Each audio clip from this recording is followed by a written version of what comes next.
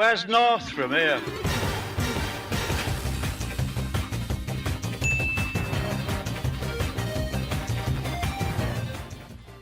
What's good, Squids? I'm SomeNorthernGuy. Now, my review of Breath of the Wild is on the way, but for this week I wanted to talk about the Splatoon 2 Global Testfire that's been taking place all this weekend.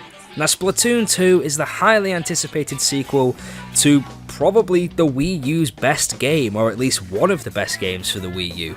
And unsurprisingly, just going off the Testfire at least, it's really good. It is essentially the same as the original Splatoon. The main game mode you'll be playing is Turf War, which involves two teams of Inklings of opposite colours, and your aim is to cover as much of the map as possible in your team's ink, whilst killing the enemy team to stop them from doing the same. Whoever covers the larger percent of the map at the end of the round wins. And even though they are essentially the same game, just going off the Testfire, Splatoon 2 has improved some of the more, bad things about Splatoon 1. It's worked out some of the kinks, if you want to put it that way. For example, aiming with motion controls now feels a lot better, seems a lot more simple and easier to do. Now, whether that's because they've actually changed the way it works slightly in the programming, or it could simply just be that the Joy-Con are much better than the Wii U gamepad, and holding them in the Joy-Con grip is obviously a lot easier to move around than a big chunky gamepad. And of course, we've also got new weapons. Now, we've only had one new class to play around with in the Testfire, but we have had 4 new special weapons to try out. Now, in the Testfire, there was only 4 preset weapon loadouts to choose from. They were the Splatter Shot, the Splat Roller, and the Splat Charger, which were all from the original Splatoon. Now, the Splatter Shot is your bog standard blaster.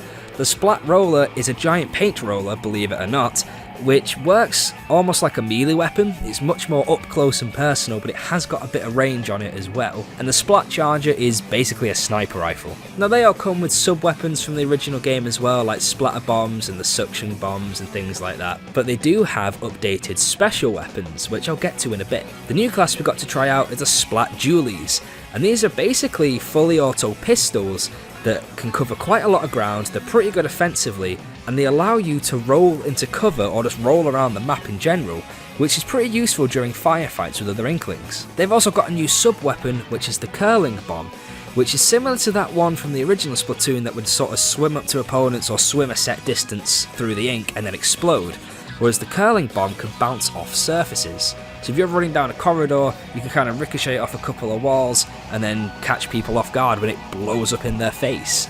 And that seems to be the main thing of the Splat Dualies, is catching people off guard. It's a pretty fun loadout to play. And like I said, they all come with brand new special weapons. The Splatter Shot comes with the Tenta missiles, which lock onto enemy Inklings and then fire off a barrage of missiles that seek them around the map and just bombard the area with ink.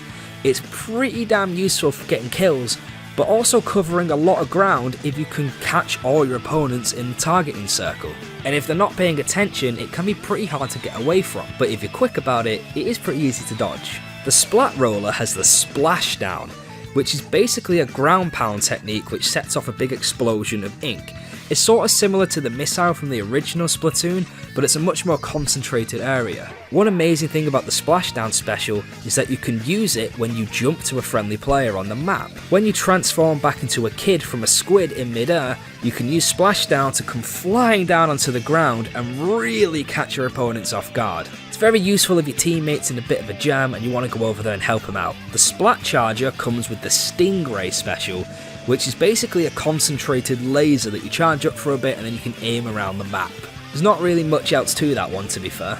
And the Splat Dualies comes with the Ink Jet. Now, this is a jetpack that shoots ink out the bottom, propelling you into the air and allowing you to fly around the map and bombard people with ink bombs. Then when the time runs out, it sends you back to where you originally started from. So it's pretty good for getting into the enemy area, shooting down a load of ink, getting a few kills, and then making a hasty retreat. You need to be careful though, because since you end up where you started when you activated the special, if that ground has then been taken over by the enemy team, you're going to land in a puddle of enemy ink, and there's a good chance that they're lying in wait ready for an ambush. Now, the new specials are really fun, but you need to be careful because you can actually be killed whilst using them. Now, I don't mean whilst you're charging them up ready to fire. I mean if you're flying around on the ink jet shooting at people, they can shoot back and kill you before your time runs out. This is the same for the splashdown. I was flying around in the inkjet and someone went to use the splashdown on one of my teammates. I shot them in midair before they hit the floor and they couldn't complete the special. So really, pick your moments wisely and just always be aware you're not invincible when you're using these things. This was sort of similar in the original Splatoon, but generally once you got the attack off, it completed it. So if you shot the missile and then died, the missile would still land and explode. The only real time that this came into play was when you had things like unlimited bombs and stuff like that. And this ties in nicely to probably the biggest difference between the two. Splatoon 2 seems to be a little bit more PvP orientated than the original Splatoon. The main aim is still to cover as much ground as possible in your team's ink, but getting kills seems to be easier, I suppose? Let me put it this way. In the original Splatoon, you generally had two types of special weapons. Those that were more orientated to getting kills and pushing the enemy back, and those that were more cover a lot of ground in a short period of time. The ones in Splatoon 2, or at least in the Global Testfire, all seem to be better for getting kills than they are covering ground.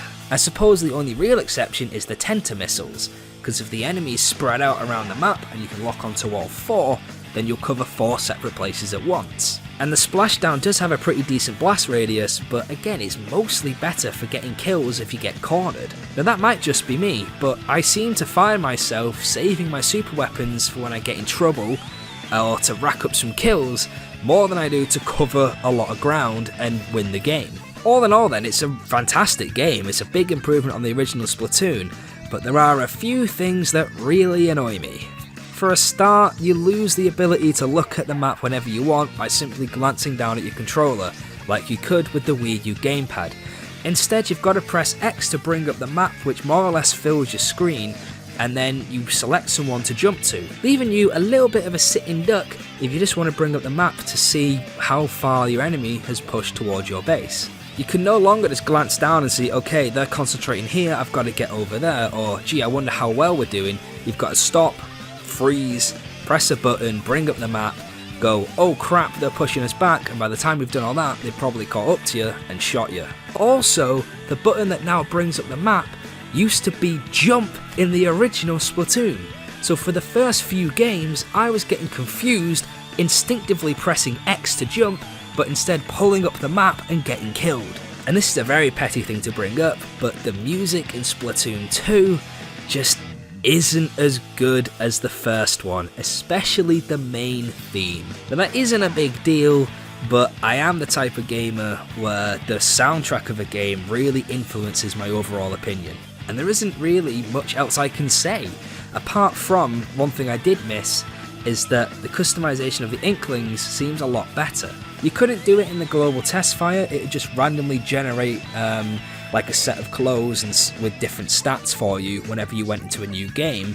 But for the full game, we're going to be able to customize the Inklings' hairstyle as well as their clothes, and it's going to feel a lot more personal, if you like, which is something I am looking forward to. But overall, everything taken into consideration, it is an improvement on the original Splatoon while still staying loyal to what was so good about that game. Apart from the map, that's the biggest thing I'm going to miss about the Wii U.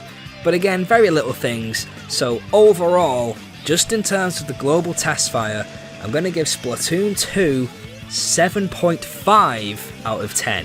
It would be 8, but the music just lets it down by that 0.5 for me, which yes, really petty, but I'm sure I'll get over it. And that's all I've got to say about the Global Testfire of Splatoon 2. If you enjoyed this video, then hit the thumbs up button. If you didn't enjoy it, then hit the down thumb button. And if you want to see more stuff from me, then hit that subscribe button. I've got my review of Breath of the Wild coming up, as well as my review of 1-2 Switch. But in the meantime, I'll see you all in the next video. Thanks very much for watching. Bye bye.